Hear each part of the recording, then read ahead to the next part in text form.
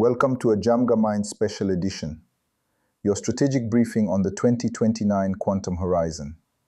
I'm your host, Etienne Newman, PENG. Today's episode is brought to you by DjamgaMind. If you need high-fidelity intelligence built for the C-suite, DjamgaMind delivers technical-grade, human-verified forensics in healthcare, energy, and finance. Visit DjamgaMind.com to see the intelligence. And remember, you can listen to this entire special edition completely ads-free by subscribing directly on Apple Podcasts. The digital safety net we've relied on for 30 years has just been removed. In March 2026, Google research proved that the foundation of our entire financial system, the elliptic curve discrete logarithm problem, can be broken 20 times faster than anyone predicted. This isn't a theoretical concern for the next decade. It is a fiduciary crisis for right now. We are tracking the $600 billion in Bitcoin currently exposed to decryption, the state actors stockpiling our data today, and the massive capital expenditure required to survive the 2029 cliff. Let's unravel the forensics. Imagine looking at the public blockchain, right? And you just see 6.8 million Bitcoin. Which is roughly $600 billion, just for context. Right, $600 billion. Yep. And it's just sitting there, completely unprotected in these glass vaults. And then imagine that Google just published the exact mathematical blueprint to completely shatter that glass. Yeah. I mean, that's not a pitch for a sci-fi thriller. That was reality in March 2026. Welcome to the deep dive. It really is a watershed moment in the history of cryptography. Yeah. We are actively stepping into a reality where the fundamental locks on our digital world are suddenly obsolete. Exactly. And that is exactly why we're here today. For this session, we're stepping into our roles for DjamgaMind. I'll be acting as your lead forensic cryptographer. And I'll be taking the lens of your macroeconomic risk strategist. But look, we aren't just here to read the news to you. We're going to perform a clinical, highly technical impact autopsy on the March 2026 Google quantum breakthrough. And more importantly, we're dissecting its systemic threat to global finance. Right. We're pulling from this massive fiduciary risk assessment report. It's titled Quantum Threat to Digital Assets.pdf. Alongside the actual Google research white paper, of course. Yeah, and I have to say, the Google paper has this chillingly calm title. It's called Safeguarding Cryptocurrency by Disclosing Quantum Vulnerabilities Responsibly. I mean, the clinical tone of that title really masks the severity of the intelligence inside. It really does. We need to set the stakes immediately for you. What you need to understand is that cryptographic security has permanently crossed a line here. It's no longer a hypothetical. Exactly. It's moved from this distant theoretical horizon, something scientists debated in academic conferences and thought, oh, maybe this happens in 2040. Right. It's moved from that into a quantifiable, immediate operational risk. So if you've ever, say, texted medical info to your doctor or used a VPN for work or even bought a tiny fraction of a digital asset. The math protecting your life just got put on a very short stopwatch. Okay, let's unpack this. Because to understand the panic rippling through the financial sector right now, we really have to understand how the physical machines just completely changed the timeline. The hardware collapse. Right. Task one. Let's go back to that March 2026 breakthrough. Yeah. What was the old assumption and what did Google actually prove? Well, to appreciate the scale of this hardware collapse, you have to look at the math that secures almost everything we do online today. Okay. It's called the elliptic curve discrete logarithm problem, specifically a standard known as ECDLP 256. Right. So this is essentially the math that makes it incredibly easy for your computer to multiply massive prime numbers together to create a public key. Yes, exactly. But it's virtually impossible for any classical computer to reverse engineer that multiplication to find your private secret key. It's a one-way mathematical street. That's the absolute core of it. And for a long time, the consensus in the cryptographic community was that to reverse engineer that math using a quantum computer... Using Shor's algorithm, right? Right, specifically by running Shor's algorithm. They thought an attacker would need a staggering amount of hardware to pull it off. How much hardware are we talking about? The universally accepted estimate was that you would need roughly 20 million physical qubits. 20 million, which, I mean, that sounds like an impossible mountain to climb. It was. Especially when you consider that just a few years ago, the most advanced quantum labs in the world were throwing parties because they managed to string together, what, 50 or 100 stable qubits? Exactly. 50 qubits was a massive deal. So why was that initial estimate so astronomically high? It all comes down to the fragility of quantum mechanics. Physical qubits, the raw microscopic hardware components that actually process the quantum information, are incredibly sensitive. Like how sensitive? Well, if the temperature in the room changes by a fraction of a degree, or if there's electromagnetic interference, or frankly, even a stray cosmic ray hitting the processor. A cosmic ray. Yes, Yeah. literally any of that happens, and the qubit loses its quantum state. It's a process called decoherence. Okay, so it just breaks down. Right. It suffers from constant bit flips and phase flips. The errors just cascade through the system. So if you're trying to run a massive, complex calculation like Shor's algorithm, which obviously takes some time to run. The errors just multiply until your final answer is basically useless static. Okay, so how do physicists deal with that static? They use something called quantum error correction. They group hundreds or even thousands of these fragile, raw physical qubits together to act as a single, highly stable entity. And that stable entity is the logical qubit. Exactly. So the old assumption was that because the error rates of the physical qubits are just so incredibly bad, you'd need millions and millions of physical backups just to sustain the few logical qubits needed to run the math. Ah, I see. That's why everyone thought a cryptographically relevant quantum computer, a CRQC, was decades away. But then Google drops his paper, and they didn't just shave, a few years off the timeline, they completely demolished it. They really did. They proved, mathematically and conclusively, that ECDL P256 can be cracked with fewer than 500,000 physical qubits. Wait, fewer than 500,000? Yes.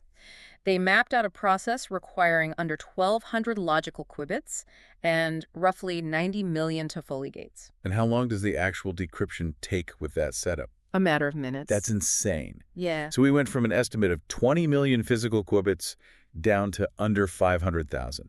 That is a 20x reduction in the physical hardware requirements overnight. It obliterates every previous threat model we had, period.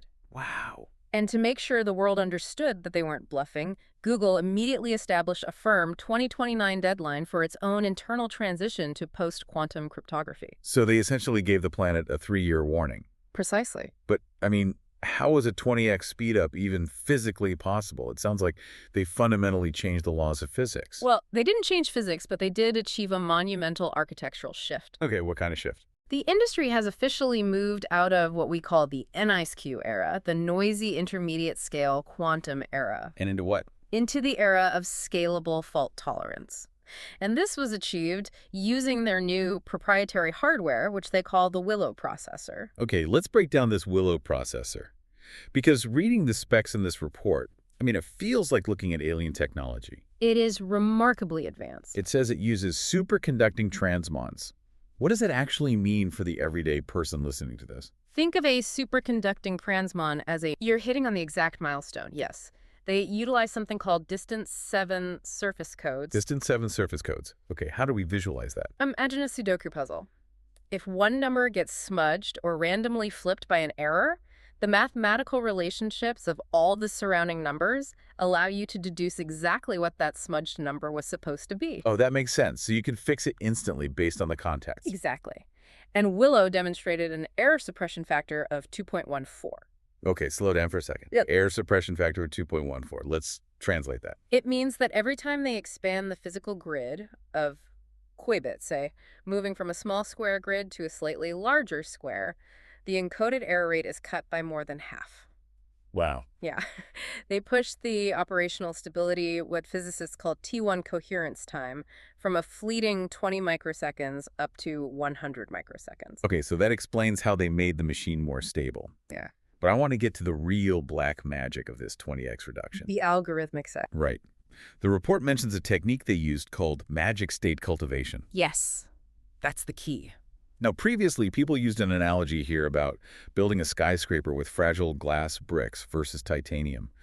But I honestly don't think that actually explains how it works. It's a bit too simplified, yeah. Let's try something different. If Shor's algorithm, the math used to break the encryption, is a complex chemical reaction, what is a Toffoli gate? Okay, I like this. In your chemical reaction analogy, Toffoli gates are the incredibly rare, highly specific enzymes you need to actually trigger the reaction. So you cannot run Shor's algorithm without them. Not at all. Yeah. But historically, quantum computers couldn't just create these Toffoli gates natively on the processor grid. Why not? Because they required the injection of highly specialized, incredibly fragile quantum states.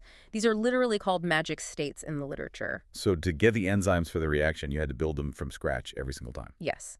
And distilling and purifying those magic states consumed massive amounts of physical qubits and computation time. So it was just an incredibly wasteful manufacturing process. Exactly. It was the main reason the old estimate was 20 million qubits. You basically needed a massive, dedicated factory running in the background just to produce the catalyst for the math.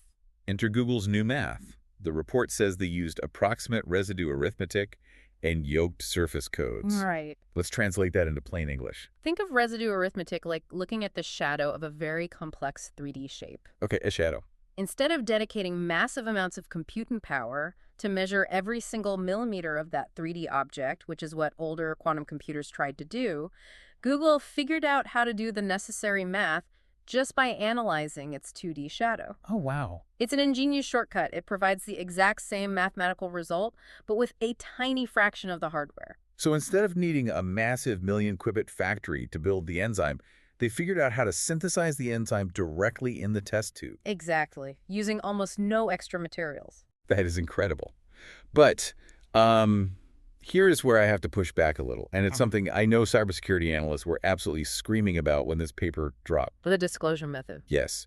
Google proved this using zero-knowledge proofs, or ZKPs. Yeah, right. They mathematically prove they can do it, but they actively refuse to publish the actual circuit design. They did. So my question is, if you achieve the greatest computing milestone of the century, why hide the blueprints?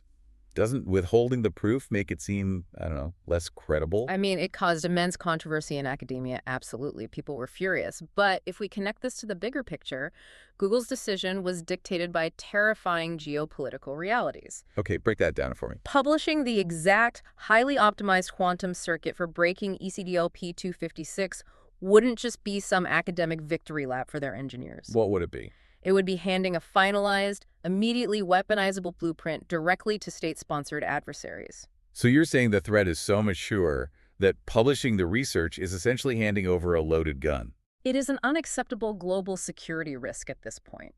By withholding the circuit, Google forced those adversaries to still do the complex engineering work themselves. So they're buying time. Exactly, buying the world a tiny window of time. The zero-knowledge proof allowed Google to verify to government agencies like NIST that their resource estimates were mathematically sound without actually leaking the weapon itself to the public. Okay, so the hardware timeline has radically collapsed. Google says they are migrating their own systems by 2029. Right. So you might logically think, all right, we have roughly 3 years to panic, upgrade our corporate servers, and build thicker digital walls. That's the natural assumption. But that assumes the threat starts the day the machine turns on. Right. And that is a fatal assumption. Because the terrifying reality we found in this intelligence stack, looking at task 3 here, is that the attack has actually already happened. That is without a doubt the most insidious aspect of this entire threat model. You're talking about HNDL. Yes. We're dealing with a concept known as HNDL, harvest now, decrypt later. The threat of quantum computing isn't a future event. It is an active, ongoing intelligence crisis occurring right this second. Harvest now, decrypt later. Walk us through the actual mechanics of how this works out in the wild. So, adversarial nation-states, specifically intelligence apparatuses that are strongly linked to China and Russia, are utilizing advanced persistent threat groups. Groups like Volt Typhoon and Salt Typhoon, right? Exactly. And what they are doing is systematically intercepting and archiving petabytes and increasingly zettabytes of encrypted global communications. So we're talking about everything. Transport layer security, or TLS, which secures your everyday web browsing. Yep. Secure shell, VPN traffic, literally the exact protocols that secure our online banking, our corporate mergers, our military logistics. All of it. Every single byte they can grab. Wow. The strategic logic underpinning HNDL is incredibly devious. Yeah. The adversary knows full well they cannot read the intercepted data today. Because it's still securely scrambled by classical encryption. Right. But the thing is, they don't need to read it today. They simply vacuum it up and store it indefinitely in massive subterranean server farms. And they just wait. They wait until their quantum decryption capabilities mature. And the immediate question that comes to mind is, how can they possibly afford to store zettabytes of useless, scrambled data? It sounds cost prohibitive, right? Yeah, that sounds prohibitively expensive. Well, it used to be. But the economic calculus is completely flipped in favor of the adversary. How? The cost of long-term digital storage has plummeted by an astonishing 95% since 2010. 95%. Yes. So retaining vast oceans of intercepted traffic is now economically trivial for a well-funded nation-state. Okay, and it's not just theoretical collection either. They aren't just, passively hoping data falls into their lap. Not at all. The intelligence stack details how they are actively manipulating the deep architecture of the internet to force the data into their nets. Exactly. Let's explain BGP route hijacking. What is that? So BGP stands for Border Gateway Protocol. You can think of it essentially as the postal routing system of the internet. Okay, so it tells data the fastest way to get from point A to point B. Right. And what's fascinating here is the sheer audacity of these attacks. We are seeing massive, deliberate misdirections. Like what? Give me an example. Well, a major documented incident involved Rostelecom, which is the Russian state-owned telecom provider. Okay. They suddenly announced BGP routes for over 8,000 network prefixes that belong to major U.S. technology companies. Wait, meaning they basically tricked the internet's routing system into thinking the fastest way to send an email from New York to California was to route it through a server in Moscow. That is exactly what they did. It allows them to silently redirect and copy staggering amounts of data before sending it back on its normal path. And the sender and receiver have absolutely no idea their data was just cloned. None at all. The latency hit is barely noticeable. And when you combine this with the deep network compromises achieved by groups like Salt Typhoon, who are actively inside global telecommunications infrastructure, the technical pipelines for large-scale interception are already fully operational. So the data is already sitting on their servers. The locks are just waiting for the keys. Yes. This brings us to a mathematical formula in the report that I think perfectly encapsulates the absolute nightmare that corporate executives and legal departments are facing. Moska's theorem. Yes, Moska's theorem. It is elegantly brutal. It's represented as a very simple inequality. X plus Y must be less than Z. Oh. But if X plus Y is greater than Z, you have a systemic failure. Let's define the variables for the listener, because I want to use a real-world example here to make this concrete. Let's do it. Let's say I'm applying for a 30-year mortgage. Perfect example. So X represents the time that your data must remain secure. Okay. Basically, how long does this information hold its value or pose a risk to you if it's exposed? All right, so for a mortgage application containing my social security number, my bank accounts, my entire financial history, that X variable is decades. That stuff needs to be a secret for a very long time. Exactly. So X is a very high number. Okay, what is Y? Y represents the time it will take your bank to fully migrate their massive legacy IT systems to quantum-safe cryptographic standards. Which is not overnight. No, as we'll discuss later, that is a multi-year, incredibly complex and expensive process. Okay, and finally Z. Z represents the time until a cryptographically relevant quantum compute, a CRQC, is actually built by an adversary. Okay, so let's run the math. If the time my financial data needs to stay secret, let's say 30 years. Right. Plus the time it takes the bank to upgrade. Let's just say 5 years. Okay. If that total was greater than the time it takes an adversary to build the quantum computer, Right. which Google is essentially saying is 3 years away. Then the cryptographic system has already failed. You have already lost. Because by the time the bank actually finishes upgrading in 5 years, the adversary will already possess the machine capable of reading the mortgage application you transmitted yesterday. That is terrifying. And this leads us to what the report calls the regulatory paradox. Yes. Which is, frankly, one of the most tragic ironies I've ever seen in cybersecurity. It really is a double-edged sword. Let's look at that X variable again. The time data must remain secure. For a casual text message, X is very short. Who really cares if someone reads your grocery list in 10 years? Exactly. The value expires quickly. But for the global financial sector, X isn't a choice. It is legally mandated. Precisely. We are talking about strict, highly punitive regulatory compliance frameworks. Like what? Well, the Sarbanes-Oxley Act, or SOX for corporate accounting in the U.S., the General Data Protection Regulation, GDPR, in Europe, HIPAA for medical records. Right. These laws legally mandate that corporations retain financial records, mergers and acquisitions communications, personally identifiable information, and proprietary IP. And they have to keep it for a long time. Mandatory periods ranging from 5 to 25 years. And sovereign defense records require up to 50 years of retention. So the very laws that lawmakers designed to protect your data, to ensure corporate transparency and patient privacy, are legally forcing companies to keep your X variable dangerously high. That's the paradox. They are essentially mandating that highly sensitive, encrypted data be kept on a silver platter for future quantum decryption. It creates a massive quantum time bomb for corporate liability. It absolutely does. Because of these compliance laws, any long-lived financial data transmitted today using vulnerable encryption is definitively compromised if it gets swept up in a BGP hijack. So if you are a C-suite executive listening to this, HNDL fundamentally redefines the timeline of a cyber breach for you. Entirely. The breach doesn't happen in 2029 when the quantum computer turns on. The breach is occurring silently today, right now, while you are listening to this deep dive.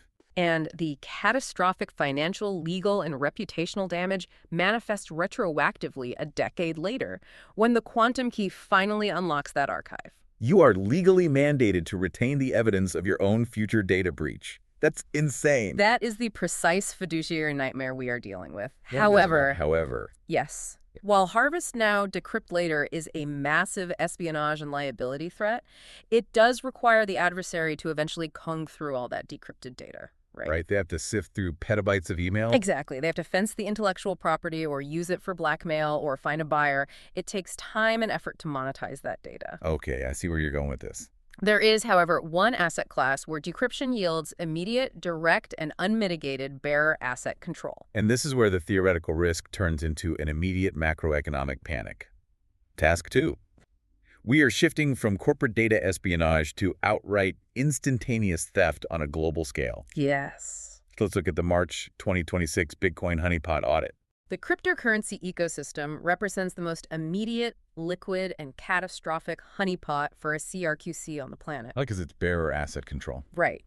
Unlike a corporate database, if you crack a blockchain's encryption, you don't just get embarrassing emails or architectural blueprints, you get the actual money. The cryptography is the money. Exactly. And the forensic audits we reviewed, specifically the ones from Project 11 and CoinShares, revealed a number that is just staggering. It's a sobering figure. I'll just say it out loud for the listener.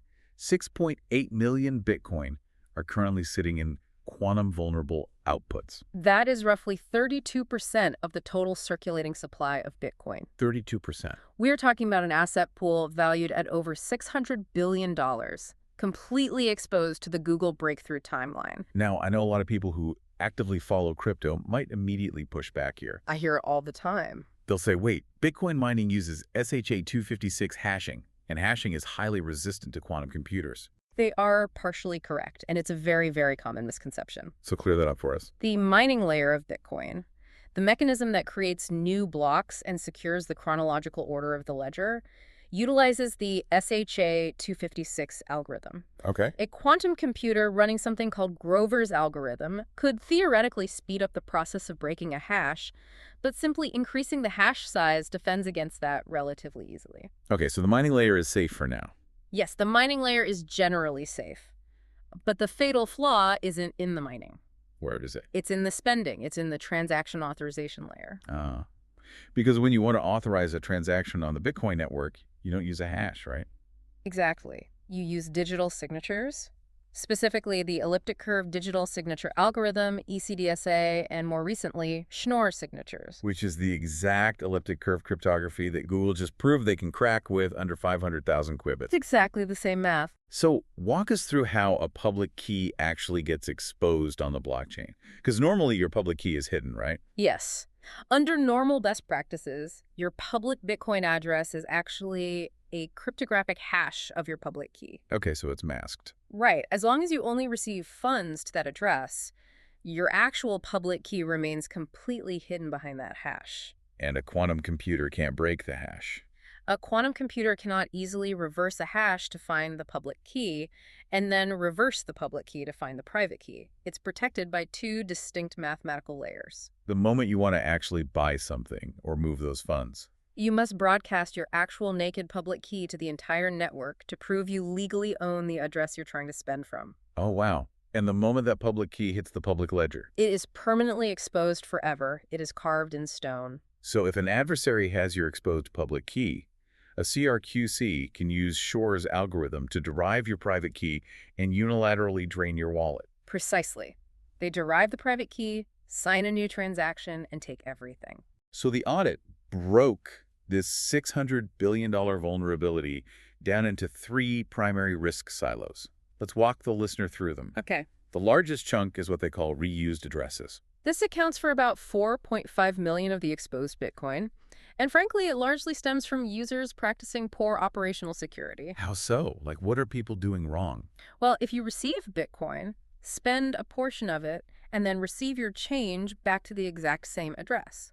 Or if you use a single static address for multiple deposits and withdrawals over time, your public key is permanently sitting on-chain. You've essentially stripped away the first layer of armor yourself. Exactly. A quantum attacker just scans the blockchain, sees your public key sitting there in plain text, runs the math, and empties your remaining balance. Wow. Okay, what's the second silo? The taproot key path spends. Okay, and how many Bitcoin is that? This accounts for roughly 600,000 Bitcoin, and this is a fascinating piece of technological irony. Why is it ironic? Because the 2021 Taproot upgrade was widely celebrated as a massive leap forward for Bitcoin privacy and smart contract flexibility. Right, everyone's very excited about Taproot. But its specific design inadvertently exposes public keys on-chain when users utilize what are called key path spends. So in trying to upgrade the network, they accidentally exposed it. Yes, it inadvertently created a very modern, active attack surface for quantum computers. Okay, so address reuse is essentially user error, and Taproot was a well-intentioned upgrade that created a backdoor. Right. But the third silo is the one that really keeps the risk strategists awake at night. Oh, absolutely. The legacy Satoshi era outputs. This is the critical systemic vulnerability. Approximately 1.7 million Bitcoin sit in what are called pay-to-public key, or key-to-PK scripts. Explain P2PK for us. In the very early days of Bitcoin, we're talking the 2009 to 2010 era, before the network upgraded its security practices. The protocol didn't use hashes to hide the public key at all. Just put it right out there. Yes. It used the public key directly as the receiving address. Meaning the public keys for the oldest, largest wallets in existence have been completely naked, fully exposed on the blockchain since the network was literally born. They are absolute sitting ducks. Now, obviously, the Bitcoin developer community is highly intelligent, and they are acutely aware of this. Of course. They aren't just sitting still waiting for the end. Right. And I want to introduce our listeners to the primary mitigation effort discussed in the intelligence stack. It's called BIP 360. Right, the Bitcoin Improvement Proposal. This was co-authored by developers Hunter Beast, Ethan Hallman, and Isabel Fox and Duke. And by February 2026, this was officially merged into the draft repository. And a firm called BTQ Technologies actually deployed it on a quantum testnet, proving it works in a sandbox environment. So how does BIP 360 attempt to patch a $600 billion hole? BIP 360 introduces a novel quantum-resistant address format called pay-to-Merkle root, or P2MR. It is a highly sophisticated piece of cryptographic engineering. It directly addresses the vulnerabilities we just discussed by systematically eliminating the key path spend mechanism entirely. Okay, pay-to-Merkle root. I'm going to need you to explain this like I'm 5. How does a Merkle root actually hide a key from a quantum computer? Let's use an analogy. Imagine you want to get into an exclusive club, but the bouncer needs to verify you are over 21. Okay. The old way, the exposed public key way, is handing the bouncer your entire driver's license. The bouncer, and anyone looking over his shoulder, sees your home address, your exact birth date, your height, everything. All the raw data is exposed just to prove one thing. Exactly. P2MR changes the mechanism entirely. Instead of handing over your raw ID, you hand the bouncer a mathematically verified, cryptographically sealed envelope. A sealed envelope. Right. The math proves, beyond a shadow of a doubt, that the person holding the envelope meets the condition of being over 21. The bouncer lets you in, but the envelope is never actually opened. So your actual data, your public key, is never revealed to the crowd. Exactly. You commit to the proof without revealing the sensitive underlying data. That sounds like a brilliant, elegant solution. You just upgrade your wallet to use this sealed envelope method, P2MR, and you're safe. In theory, yes. But As we both know, reading the fine print of this forensic audit reveals some absolutely terrifying bottlenecks to actually implementing this globally. The logistics are a nightmare. First, the report distinguishes between long-range and short-range attacks. This is a crucial and deeply concerning caveat. BIP 360 is explicitly a partial mitigation. It only protects against long-range attacks. Meaning a scenario where your public key is sitting dormant on the blockchain for months or years, giving the attacker plenty of time to run their quantum computer in the background. Correct. P2MR prevents your key from resting passively on-chain. However, it offers absolutely zero protection against a short-range attack. Walk me through a short-range attack. Consider the life cycle of a Bitcoin transaction. When you hit send, your transaction doesn't instantly become permanent. Right. It has to be confirmed. It is broadcast to the network and sits in what's called the mempool, essentially a waiting room waiting to be selected by a miner, confirmed, and added to a block. And how long is that window? That window is roughly 10 minutes on average. So if a state actor has a fast enough quantum computer, They monitor the mempool. The moment you broadcast your transaction, they intercept it. They use Shor's algorithm to derive your private key from the data you just broadcast, all within that 10-minute waiting room window. while you're just sitting there waiting for your transaction to clear. Yes. They then immediately create a counterfeit transaction, sending your funds to their own wallet instead. And how do they make sure their transaction goes through instead of yours? They attach a massive mining fee to their fake transaction, ensuring the miners process the attacker's transaction first. Your funds are stolen in real time, right in front of your eyes. That is brutal. And securing against that kind of live, short-range mempool attack would require abandoning the current digital signatures entirely, right? Yes. It would require hard forking the network to use massive post-quantum signatures. Which we will get into later. But those signatures are so large, they would absolutely destroy the network's bandwidth. Exactly. And speaking of bandwidth, that leads to the second massive hurdle. Throughput limits. The physical pipes of the network. Right. Even if everyone on Earth woke up tomorrow and agreed to migrate their funds to P2MR right now to stop the long-range attacks, the network literally cannot handle the traffic. The logistics of migration are an absolute nightmare.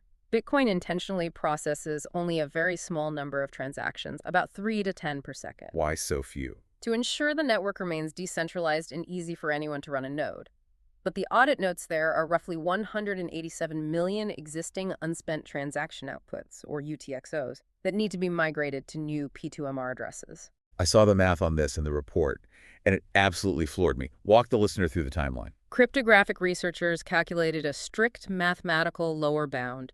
If the entire global Bitcoin network dedicated 100% of its block space purely to processing migration transactions, Nothing else. nothing else, it would take 76 days of continuous operation. Wait, 76 days of zero other transactions? Zero. You're saying the entire global Bitcoin network would have to completely freeze all daily commerce, all regular transfers, for 2.5 months just to upgrade the security. That is the absolute best case mathematical scenario. That's not a viable solution. That's a death sentence for the network's usability. Which is exactly why it's impossible. Now, assume a highly optimistic, realistic scenario where 25% of total network bandwidth is allocated purely for migration. Okay, 25%. How long does that take? That takes over 300 days. But when you factor in network congestion, the inevitable fee market spikes as people panic to move their funds, and the simple reality that many users simply won't pay attention or understand the urgency. What's the real timeline? A full, safe network migration is estimated to take up to 7 years. 7 years. And Google just told us the hardware will be ready in 3. The math simply does not compute in favor of the blockchain's survival And it gets even worse. because of the legacy coins. Yes, we have to talk about what the report calls the unspendable risk. This is the elephant in the room that the Bitcoin network fundamentally cannot resolve without breaking its own core tenets. We discussed the 1.7 million legacy Satoshi-era coins in the naked P2PK format earlier. Right. These coins don't just have exposed public keys. The people who own them are largely incapacitated, deceased, or have simply lost their private keys over the last 15 years. Satoshi Nakamoto themselves being the prime example. The creator vanished over a decade ago. Exactly. Because the original owners are physically absent or lack their keys, they physically cannot cryptographically sign the transactions required to manually migrate those funds to the new quantum-safe P2MR addresses. So they are trapped. A permanent, immutable, unpatchable vulnerability. When a CRQC comes online, those dormant, highly concentrated legacy wallets will act as the ultimate cryptographic honeypot. We are talking about $150 billion plus, sitting in wallets with completely exposed locks, waiting for the first state actor to build the quantum key. And this terrifying reality has triggered what the report describes as an ideological civil war within the Bitcoin developer community. And I want to make this explicitly clear to you, the listener, right now. Very important point. We, as your strategic advisors, are taking zero sides in this deeply political and ideological blockchain debate. Our job is not to tell you who is right or who is wrong. Absolutely not. Our job is purely to map the catastrophic structural reality of the impasse. That is the correct fiduciary approach. We are clinically analyzing the proposed solution and the resulting fallout. Right. So to prevent a hostile state actor like China or Russia from seizing that $150 billion honeypot, a protocol called QAMP has been proposed. The Quantum-Resistant Address Migration Protocol. What does QAMP actually propose doing with those trapped coins? It suggests establishing a mandatory network-wide migration window, say a 5-year countdown. Okay. After that window closes, the network would execute a hard fork, a permanent divergence in the blockchain's rules. And what would that rule change do? The code would be changed so that any legacy coins that haven't been manually migrated to a quantum-safe address are either permanently frozen or outright burned, rendered unspendable forever. Essentially destroying Satoshi's coins to save the network from a state actor takeover. That is the proposal, yes. Which is why Side A of this civil war argues for network survival. They say, look, if we don't burn those coins, an adversary will use a quantum computer to steal them, instantly centralizing the network and weaponizing the largest supply of digital gold in existence against us. The network dies if we do nothing. A valid security concern. However, Side B argues from the foundational cypherpunk ethos. Right.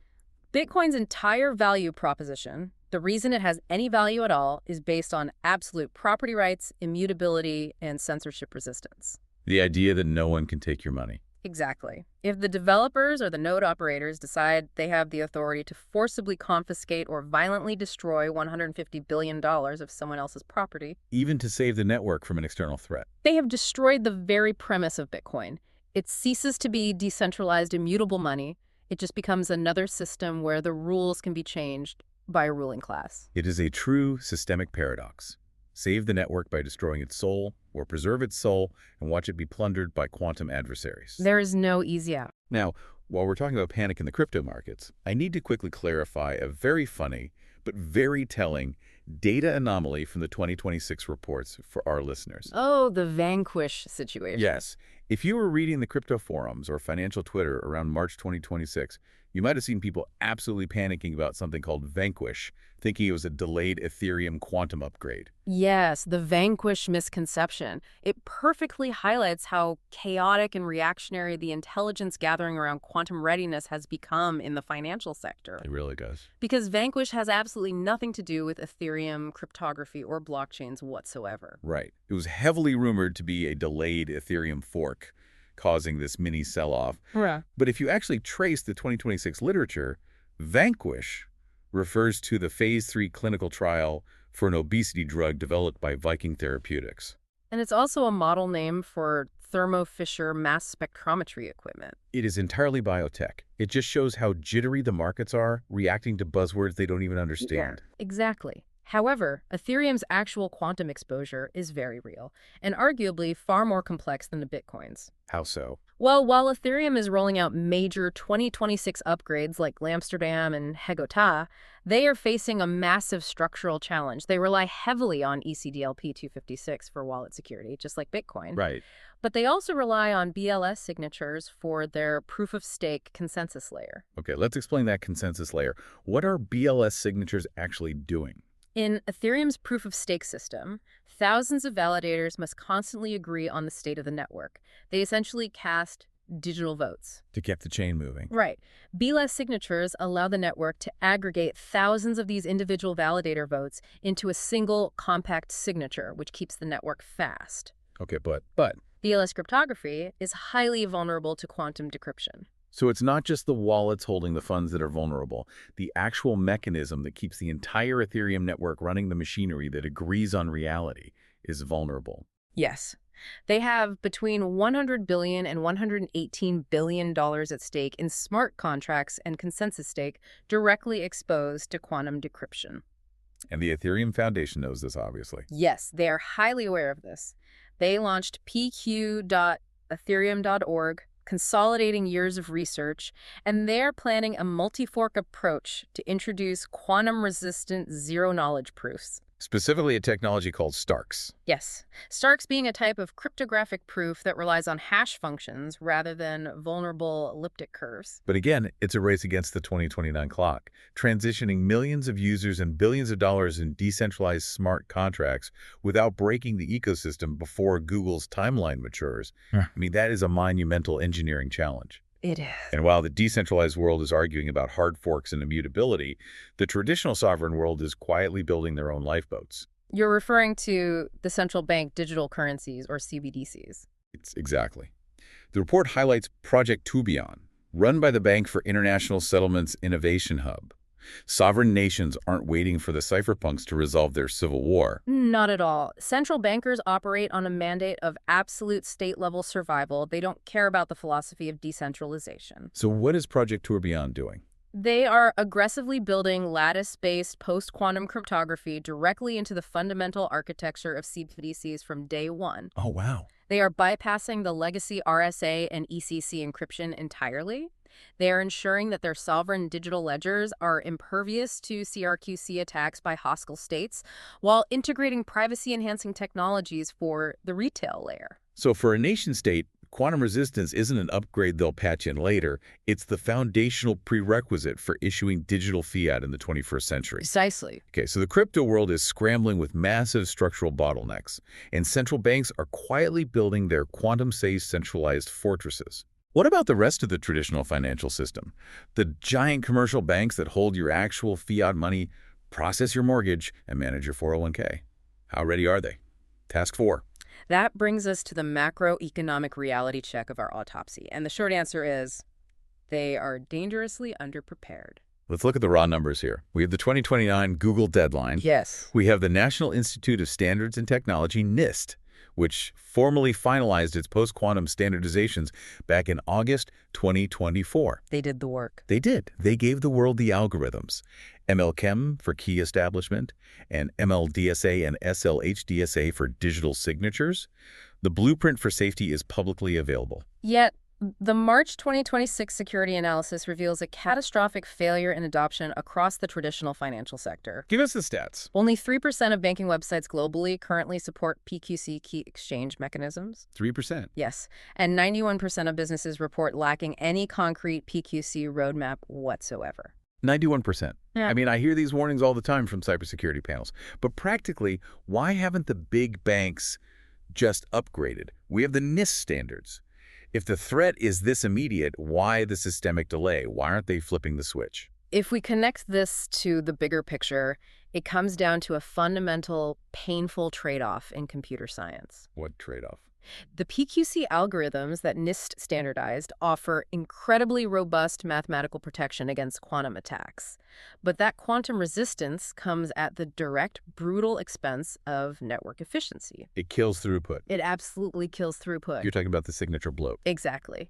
We mentioned earlier that the legacy ECBSA signatures used in systems like Bitcoin or traditional banking portals require merely 72 bytes of data. Which is tiny. It fits in a microscopic packet of data. It moves instantly across the globe. But if you transition a banking network to use a PQC digital signature utilizing the NIST standard MLDSA, that signature explodes from 72 bytes to approximately 2,420 bytes. And if you require the absolute highest level of security using the stateless hash-based CFIN-CS Plus standard, a single signature can reach upwards of 29,000 bytes. Let me just repeat that. From 72 bytes to 29,000 bytes. That is a 30x to 400x explosion in data size just to prove you are authorized to log into your account or send a message. Now, apply that 400x data bloat to a global financial network processing tens of millions of transactions every single second. The infrastructure would just collapse. Think about the legacy ATM networks, the interbank messaging systems like SWIFT, the point-of-sale terminals at your local grocery store. These systems operate on strict legacy bandwidth constraints. So if you force a 29,000-byte signature through those old pipes, the network threatens massive latency degradation. The network would literally choke on the security. It requires a staggering physical overhaul of the hardware infrastructure just to widen those pipes. which means we are no longer just talking about downloading a software patch. We were talking about massive capital expenditure, CapEx. Exactly. Real hard dollars. Let's look at the estimated bill for survival. The U.S. federal government estimates it will cost $7.1 billion just to migrate their own federal civilian systems. And for a Tier 1 systemically important financial institution, the massive global banks, the financial burden is immense. Just phase 1, which is purely the discovery phase, cost between $2 million and $20 million. And phase 1 isn't even fixing anything. It's literally just paying consultants to find the problem. Why is it so expensive just to find it? Because modern banking infrastructure is built on layers and layers of decades-old code. Right. It involves deploying automated discovery tools to hunt through millions of lines of aging COBOL code in monolithic basement mainframes just to find where the legacy cryptography was hard-coded into the system in 1995. You can't upgrade a lock if you don't know where the door is. Exactly. And then comes phase 2 and 3, the core implementation, replacing thousands of physical hardware security modules, expanding fiber optic bandwidth globally to handle that massive signature bloat. We are looking at $50 million to $500 million plus per institution in pure CapEx. Now, despite the massive industry lag, the report does highlight a few pioneers who recognized the 2029 cliff and started spending the capital early. Right, there are some early movers. JP Morgan Chase has partnered directly with NIST and is aggressively deploying quantum-safe encryption research internally. Banco Sabadell in Spain ran live production pilots using crypto agility wrappers from a vendor called Quisecure. Crypto agility wrappers are a very smart play. What does that actually do? It proves you can encase legacy systems in a protective quantum-safe layer without having to violently rip out the core architecture immediately. It's a stopgap, but a highly effective one. Okay, who else? Well, Intesa Sanpaolo in Italy is integrating PQC with machine learning for fraud detection. HSBC is prioritizing capital investments for transaction banking. And there is a massive, unnamed top 5 EU retail bank working with Accenture to build a fully cloud-native, API-first PQC core banking platform targeting a 2028 go-live. So some of the giants are moving. But I want to zero in on something really fascinating in the risk assessment regarding how these banks are paying for it. You called it fiduciary resource mispricing. Yes. Walk us through the regulatory accounting disparity between banks in the European Union versus banks in the United States, because it seems like accounting rules are literally dictating national security right now. This is a critical nuance for corporate strategists, and it explains a lot of the lag in the U.S. Financial institutions operating in the European Union are benefiting from a unique accounting advantage. Under what laws? Under the Digital Operational Resilience Act, or DORA, and the International Financial Reporting Standards, IFRS. Okay, how do those specific EU rules help a bank buy quantum security? Under IFRS, EU banks are legally permitted to capitalize these massive PQC upgrade investments as intangible assets on their balance sheets. Oh, wow. So instead of taking a $200 million hit to their profit and loss statement this quarter, which would absolutely terrify their shareholders and tank their stock price. Exactly. They can amortize that massive CapEx over time through structured depreciation. They treat quantum readiness as a long-term asset rather than an immediate punitive expense. It shields their short-term P&L, basically removing the financial friction of upgrading. Exactly. And U.S. banks. U.S. banking institutions operating under generally accepted accounting principles, or GAAP, lack an explicitly mapped identical accounting shelter for this specific class of cryptographic overhaul. So they just have to eat the cost. The upgrades often have to be expensed immediately. It requires highly strategic balance sheet management to absorb the shock of these transition costs without spooking shareholders. Consequently, U.S. bank executives are financially incentivized to delay the upgrade as long as possible. Sadly, yes. So the EU has essentially engineered a regulatory environment that incentivizes quantum readiness, while the U.S. framework makes it a painfully bitter pill to swallow. It's a massive oversight. But no matter the accounting, every institution has to swallow it, because the alternative leads to a concept that is, frankly, apocalyptic for the markets. It's what the report calls cryptographic obsolescence, triggering a global referencing contagion. This is the macroeconomic nightmare scenario that ties everything we've discussed today together. Let's lay it out. The crypto ecosystem and the traditional fiat system are no longer isolated silos. They are deeply structurally intertwined. This is where we need to trace the dominoes. Walk us through this doomsday scenario step by step. How does a quantum attack on a decentralized blockchain literally burn down the traditional sovereign bond market? It starts with the realization that the traditional market is severely mispricing the cryptographic obsolescence risk factor. Okay. Bitcoin's entire institutional investment thesis rests on its narrative as digital gold. It is mathematically provable, absolutely scarce, and completely immutable. Right. Trillions of dollars of institutional investment are predicated on that mathematical guarantee. It has value because we mathematically trust that no one can forge it and no one can steal it. Now imagine the morning a state actor utilizes a CRQC to break the ECDSA signatures on Satoshi Nakamoto's legacy wallet, The Genesis coins. the foundational assets of the network. They suddenly move. The moment those 1.7 million coins are mobilized by an unauthorized entity, the absolute scarcity narrative violently breaks. The immutability is shattered live on the blockchain for the whole world to see. The underlying cryptographic trust model of the entire asset class evaporates instantaneously. You would see an immediate catastrophic devaluation of Bitcoin. It collapses towards zero. But the contagion doesn't stop with crypto traders losing money. Because of the stablecoins. Exactly. The contagion violently impacts fiat-pegged stablecoins like USDC and USDT. These stablecoins act as the bridge between the crypto world and the traditional world. And they are backed by real-world assets. Yes, they hold over $100 billion in traditional U.S. Treasury bills, corporate paper, and cash equivalents in real-world bank accounts as backing for their digital tokens. So Bitcoin goes to near zero.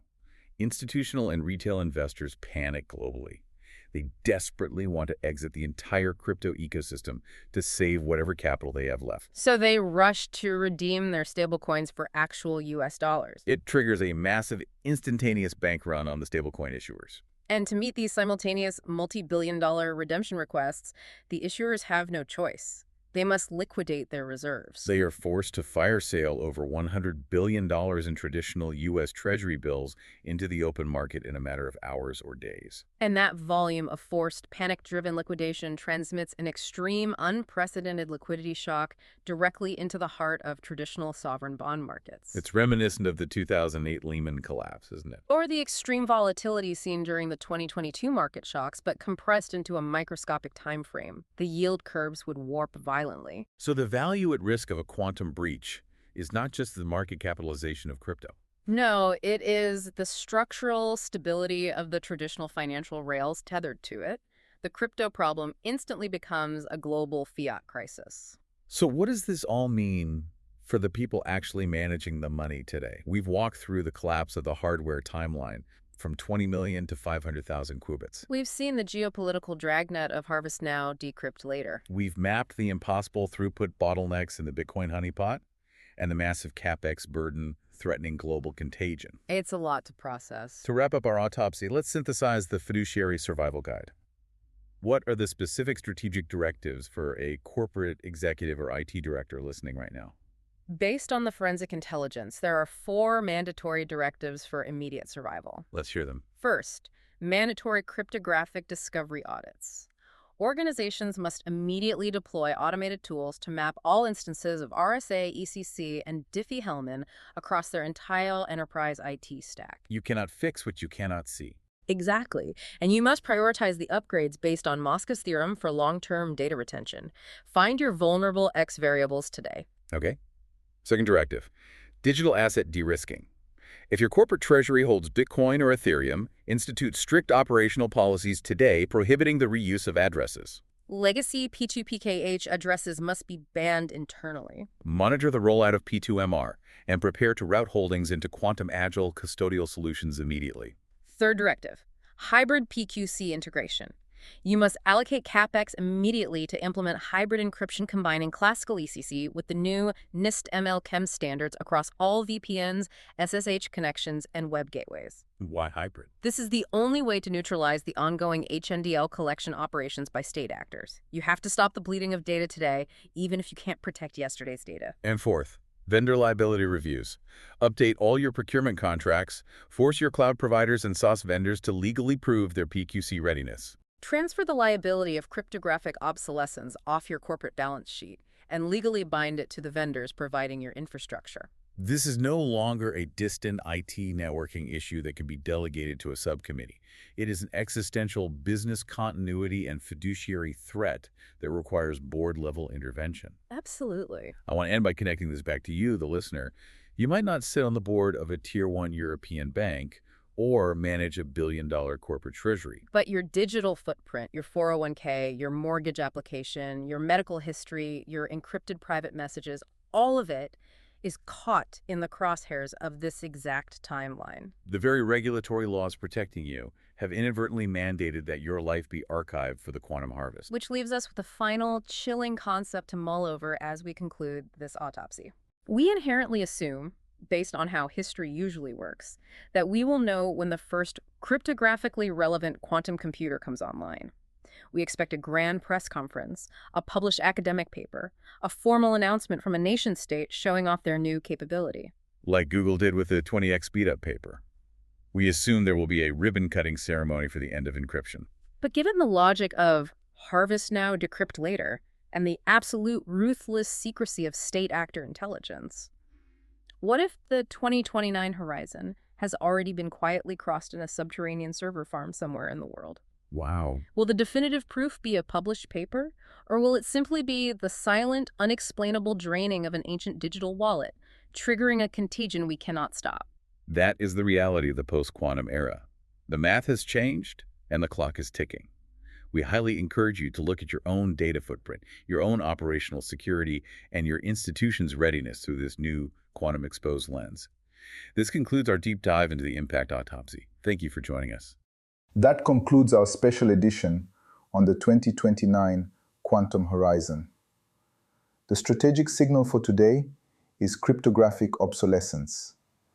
If you are managing a balance sheet with digital asset exposure or long-term regulatory data mandates, your security has already failed if you haven't started the migration to post-quantum cryptography. This episode was made possible by DjamgaMind. Visit DjamgaMind.com for strategic forensics that go deeper than the headlines. And hit subscribe on Apple Podcasts for your ads-free experience. I'm Etienne Newman. Stay sharp and keep unraveling the future.